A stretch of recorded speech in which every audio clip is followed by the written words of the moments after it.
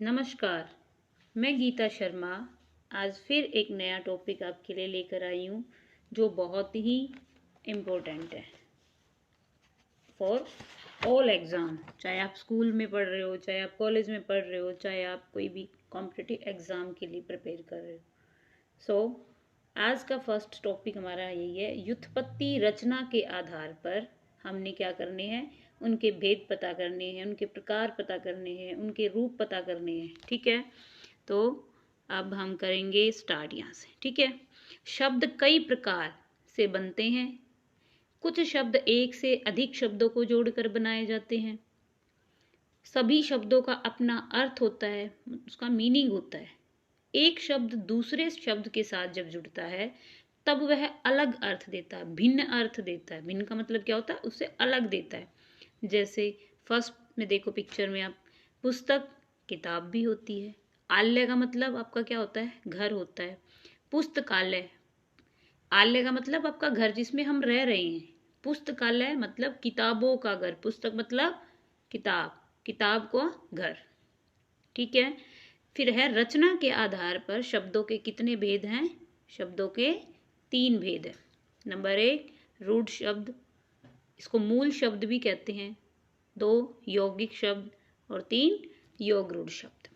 ठीक है, अब पता करते हैं कि रूढ़ शब्द कौन से होते हैं या मूल शब्द कौन से होते हैं।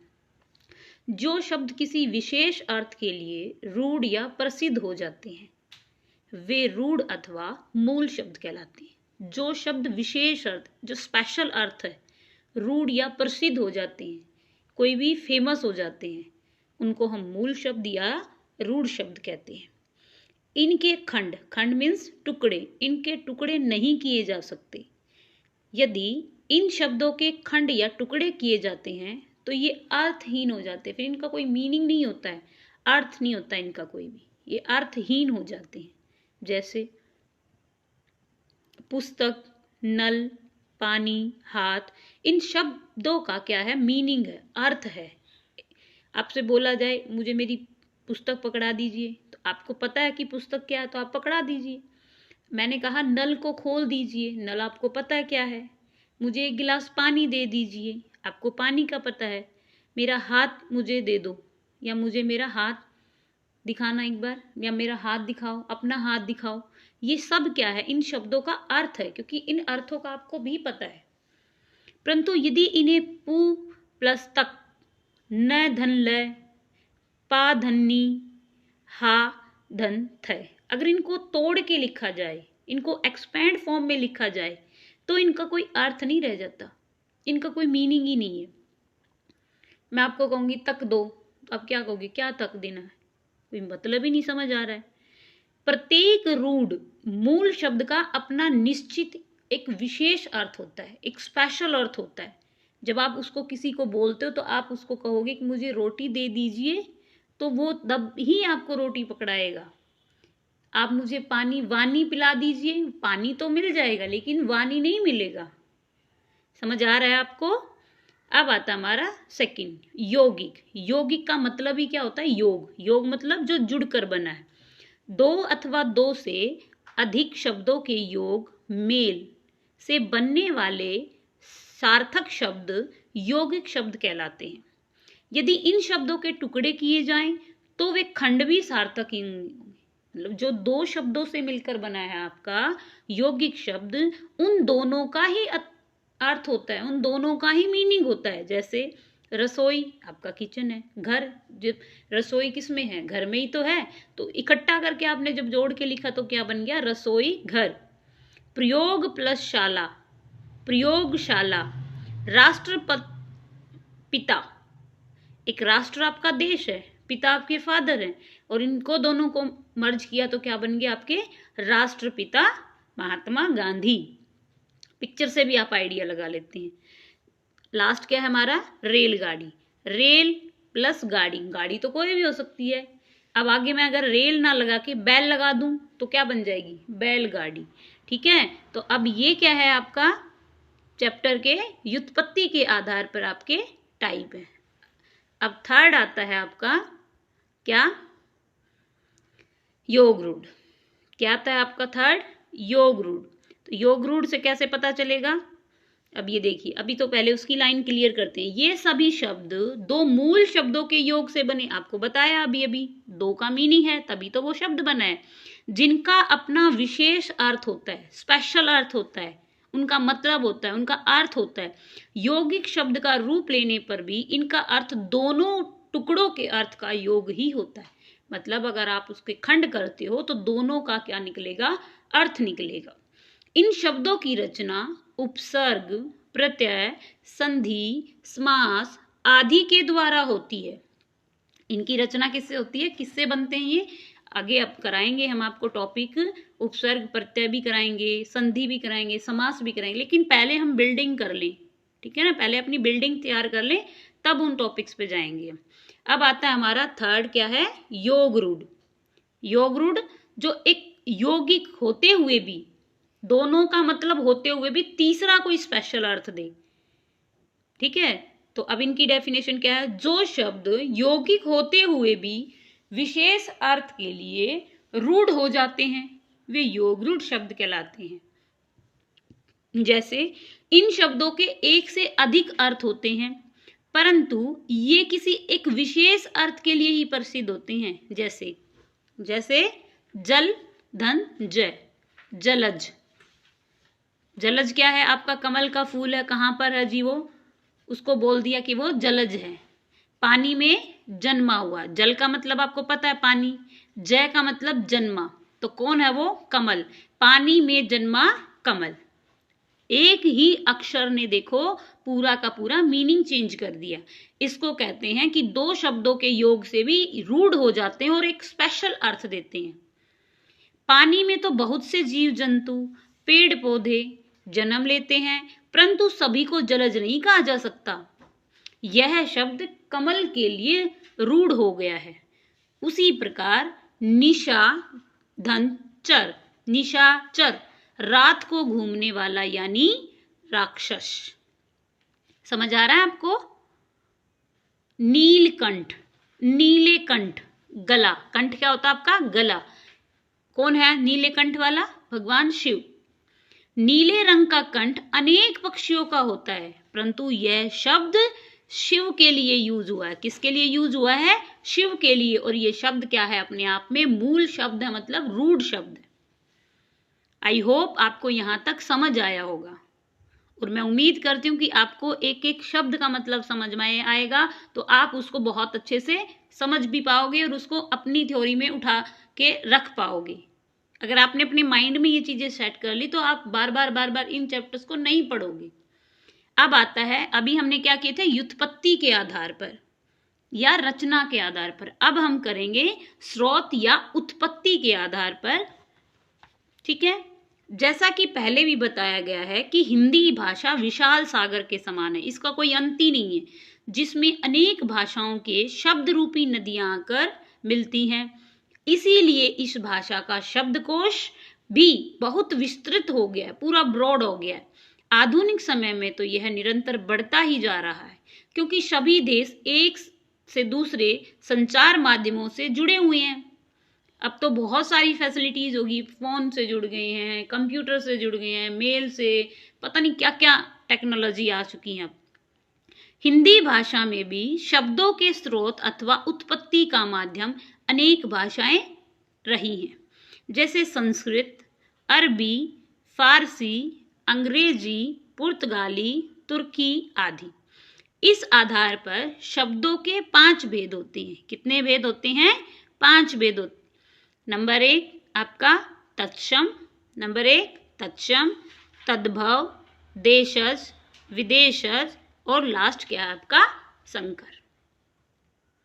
स्रोत के आधार पर शब्द के कितने भेद हैं? 5 भेद हैं। नंबर 1 मेरे साथ बोलिए, तत्सम, तद्भव, देशज, विदेशज, संकर। ठीक है। अब आता है कि तत्सम क्या शब्द होते हैं। अब संस्कृत अगर आपने पढ़ी है तो आप देखोगे कि संस्कृत में बहुत इतने शुद्ध बोले जाते हैं और हमने उनको हिंदी में तोड़ दिया, उसको मरोड़ दिया बिल्कुल ही। तो अब करते हैं तत्सम शब्द। तत् मतलब उसके, तत् का मतलब क्या है? उसके। सम माने समान, उसके समान, यानी उसके समान कैसे? जो शब्द संस्कृत भाषा मूल भाषा से ज्यों के त्यों एज इट इज, ज्यों के त्यों मतलब एज इट इज हिंदी में आ गए हैं वे तत्सम शब्द कहलाते हैं। इनका प्रयोग हिंदी में भी उसी रूप में किया जाता है जिस रूप में संस्कृत में किया जाता है। जैसे जो शब्द हम संस्कृत में यूज करते हैं, बोलते हैं, उनको हिंदी में भी जो क्या तो एज इट इज उनको ऐसे यूज कर रहे हैं, वो क्या है आपके तत्सम शब्द। जैसे हृदय, हाय मेरे हृदय में दर्द हो रहा है, हृदय बोला ना मैंने, बहुत सारे उसको तोड़ के क्या बोलेंगे, मेरे दिल में दर्द हो रहा है, जबकि एग्जैक्ट वर्ड क्या है आपका हृदय। ग्राम, दिवस, आज कौन सा दिवस है, आश्रय, अश्रु, अश्रु मीन्स आशु, अग्नि, जिह्वा, कर्ण, सूर्य, प्रकाश, स्वर्ण, क्षेत्र आदि, ये सब क्या है आपके संस्कृत के शब्द हैं। ठीक है, अब चलते हैं नेक्स्ट। अब आता है हमारा तद्भव। क्या आता है, तद्भव। तद्भव का मतलब क्या होता है, तद तत् मतलब उसके, भव भव सागर से पार हुआ या भव सागर से पैदा हुआ, भव से पैदा हुआ, यानी संस्कृत से उत्पन्न हुआ जो शब्द संस्कृत के शब्दों में कुछ बदलाव से बने हो, कुछ चेंज हुआ हो। चेंज होना, जैसे आप वहां पे कर्ण बोल रहे थे तो हिंदी में आप उसको क्या बोलोगे, कर्ण का कान बोलोगे। क्या बोलोगे, कान बोलोगे। दुग्ध अगर आप संस्कृत में यूज कर रहे हो तो हिंदी में क्या करते हो, दूध। ठीक है, अब एक लिस्ट है, आप उसको पढ़ो और आप उसको समझ में आएगा कि तत्सम में क्या बोलते हैं और तद्भव में क्या बोलते हैं। तत्सम सत्य मतलब सच, रात्रि रात, सूत्र सुत, लक्ष्य लाख, लख है ये, लक्ष्य नहीं है, लख लाख, घट घड़ा, दुग्ध दूध, सर्प सांप, भिक्षा भीख, कर्ण कान। ठीक है, परहर पहर, क्षेत्र खेत, हस्त हाथ, चंद्र चांद, अग्र आगे, ग्राम गांव, निंद्रा नींद, दधी दही, वानर बंदर, काक कौवा, सूर्य सूरज। जैसे मुझे एक याद आया है, श्लोक भी मैं सुनाती हूँ आपको काक से। काक चेष्टा बकोद्यानम, स्वान निंद्रा अल्पहारी, तथा भविष्यत ब्रह्मचारी, विद्यार्थी पंचलक्षणानी। अगर आपको इसका पूरा डिटेल चाहिए तो आप मुझे कमेंट बॉक्स में लिख के दीजिए, मैं इसको आपकी पूरी हिंदी में एक्सप्लेन करके बताऊंगी, मतलब तद्भव में बताऊंगी। ठीक है, अब चलते हैं आगे। सूर्य सूरज, पीत पीला, वार्ता बात, अर्ध आधा, कंकण कंगन, पत्र पत्ता, कर्म काम, साय शाम, दिवस दिन, वासर वार, मयूर मोर, मस्तक माथा, नासिका आपकी नाक, और दंत दांत। अब इनको पढ़िए आप, ये आपको समझ आएंगे। अब चलते हैं देशज। देशज क्या होते हैं आपके, देशज से आपको वैसे ही समझ आ गया कि जो देसी भाषा के शब्द हैं, जो हमारे देश में जन्म हुआ जिन शब्दों का, वो शब्द। देशज देश प्लस धन जय, यानी देश में जन्मा हुआ, यानी अपने देश में बना हुआ। जो शब्द देश के विभिन्न प्रांतों, जातियों, बोलियों आदि से हिंदी भाषा में आ गए, वे देशज शब्द कहलाते हैं। इनका मूल रूप संस्कृत भाषा में मिलता है। पहले इनको संस्कृत में बोलते थे, फिर आप जैसे जिसको नहीं बोलना था उसको हमने तोड़ते तोड़ते उसको बिल्कुल ही देशी शब्द बना दिया। जैसे चारपाई बोलते थे, उसको क्या बोल दिया, खाट। पगड़ी, धोती, झाड़ू, लोटा, लकड़ी, डिब्बा, बासन, खिड़की आदि, ये क्या है, बिल्कुल आपके देशी शब्द है। देशज से ही आप आइडिया लगा लीजिए कि देशज मतलब देशी शब्द, जो आपके ही देश में उन शब्दों का जन्म हुआ है। अब है विदेशी। विदेशी मतलब बाहर के आए हुए, विदेश से आए हुए शब्द। विदेश से आया, विदेशी का मतलब विदेश से आया हुआ, विदेशी जो शब्द विदेशी भाषाओं से हिंदी में आए हैं वे विदेशी शब्द कहलाते हैं। अंग्रेजी, अरबी, फारसी, पुर्तगाली, रूसी, तुर्की, चीनी आदि भाषाओं से अनेक शब्द हिंदी भाषा भंडार में आके जुड़े। अब इनका प्रयोग बेझिझक हिंदी भाषा में किया जाता है। अब आपका ये क्वेश्चन आना चाहिए कि मैम ये शब्द ऐसे कैसे उड़ के आए या चल के कैसे आए। अब तो फिर भी सारी फैसिलिटीज़ हैं आपकी टेक्नोलॉजी की, लेकिन पहले तो ऐसा नहीं होता था। तो आपको पता होना चाहिए कि आपके इंडिया पे कितने लोगों ने समय समय से, कभी किसी ने वार किया, कभी किसी ने युद्ध किया है, कभी किसी ने युद्ध, कभी कोई आ रहा है, कभी कोई। तो वो ऐसा थोड़ी ना था कि वो आ रहे थे और वैसे चले जा रहे थे। तो वो अपने साथ अपनी लैंग्वेज तो लेके आ रहे थे ना, अपने शब्द तो लेके आ रहे थे। तो कुछ शब्द तो वो यहाँ छोड़ गए और कुछ हमारे भी शब्द लेके चले गए। अब हमने उनकी सीखी है, तो आप अंदाजा लगाइए ना कि हमसे भी वो बात कर रहे हैं, तो हमारे भी तो कुछ शब्द वो लेके गए होंगे ना। तो ये ऐसे ही विदेशी शब्द आए हुए हैं। पुर्तगाल से आए, पोर्तुगीज आए तो वो अपनी भाषा छोड़ गए। अंग्रेज आपको पता ही है आए थे, वो अपने बहुत सारे ऐसे शब्द छोड़ गए जो आज भी हम यूज कर रहे हैं, आज भी हम प्रयोग कर रहे हैं। समझ आया आपको। अंग्रेजी जैसे मोटर, आप कहते हो मेरे पास मोटरसाइकिल है, बाइक भी बोल देते हो अब तो। Doctor, nurse, school, car, college, महीनों के नाम जो भी आपके जनवरी, फरवरी, मार्च, अप्रैल हैं, ये सब, ये सारे महीनों के नेम आपके। Train, truck, bus, scooter, fridge, television, bank, number, pen, pencil, copy और पार्टी या टिकट, कोट आदि। ऐसे बहुत सारे शब्द हैं जो आप अपनी एज इट इज इंग्लिश वाले शब्द, अंग्रेजी भाषा के शब्द प्रयोग करते हैं। अब आता है अरबी भाषा। अरबी में जहाज, इनाम, फौज, खत, इलाज। ध्यान रखना अरबी भाषा में जितने भी शब्द आप लिखते हो तो उसमें जय के नीचे नुक्ता लगता है। क्या लगता है? नुक्ता। इसमें देखिए आप, फौज, नजर, इलाज लगा हुआ है ना, खबर, दफ्तर, फै के नीचे, जय के नीचे नुक्ता लगता है। कुर्सी, हवा, सुबह, आदमी, तूफान, औरत, वकील, कानून, कसम, अखबार, कालीन। ये कैसे शब्द हैं? आपके अरबी भाषा के शब्द हैं। अब आता है आपका फारसी भाषा। फारसी जब आपके मुगल काल। कागज, जमींदार, बदनाम, बाजार, खून, लाश, दुकान, बीमार, बहादुर, सब्जी, दीवार, दरवाजा, बंदूक, नमक, आज़ादी, रुमाल, जादू आदि। ये इतने सारे शब्द हैं जो आपके कहाँ से हैं? कहाँ से हैं? आपके विदेशी भाषा है, मतलब आपकी फारसी भाषा है। अब आता है आपका लास्ट, क्या रह गया आपका? पुर्तगाली भाषा। क्या रह गई आपकी? पुर्तगाली भाषा।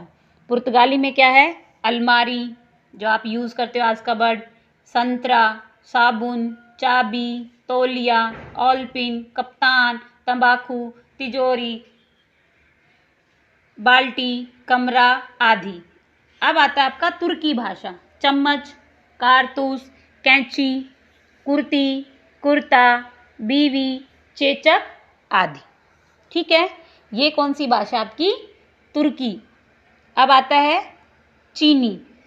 लीची, चाय, पटाखा, चीकू आदि। ये सारे के सारे शब्द भी आपके विदेशी भाषा के ही। अब आता आपका संकर शब्द। जो शब्द दो भिन्न भाषाओं के शब्दों के मेल से बनते हैं वे संकर शब्द कहलाते हैं। क्या कहलाते हैं? वो संकर शब्द कहलाते हैं। जैसे हिंदी भाषा में अनेक संकर शब्दों का प्रयोग किया जाता है। जैसे हिंदी प्लस अंग्रेजी। लाठी आपका क्या है? हिंदी है, और हिंदी क्या है आपकी? लाठी। और चार्ज करना, जैसे फोन चार्ज करते हो ना आप, उसको बोलते हैं लाठी चार्ज। तो आपने देखो दो लैंग्वेज मिक्स हो गई हैं, लाठी चार्ज। अब आता है आपका अंग्रेजी प्लस हिंदी। टिकट हिंदी है, घर आपका हिंदी, टिकट आपका इंग्लिश है सॉरी, और हिंदी आपका क्या है? घर। तो क्या बन गया? टिकट घर। पोस्ट ऑफिस जिसको बोलते हो। संस्कृत प्लस हिंदी, वर्ष प्लस गांठ, वर्षगांठ। सील प्लस बंध, सील बंध। नुकसान प्लस दायक, नुकसानदायक। फल प्लस दार, फलदार। मैं उम्मीद करती हूँ कि आपको यहाँ तक जो भी आपने पढ़ा है, मैंने अपनी तरफ से पूरे हर शब्द को बहुत अच्छे से समझाया है और मैं उम्मीद करती हूँ आप पूरी वीडियो को लास्ट तक देखेंगे। उसको देखने के बाद आपको लगता है फिर भी कि कोई बहुत इम्पोर्टेंट टॉपिक है आपका और आपको नहीं आ रहा है, तो आपको मेरी बात अगर समझ आ रही है तो आप मुझे कमेंट बॉक्स में वो लिख कर दीजिए।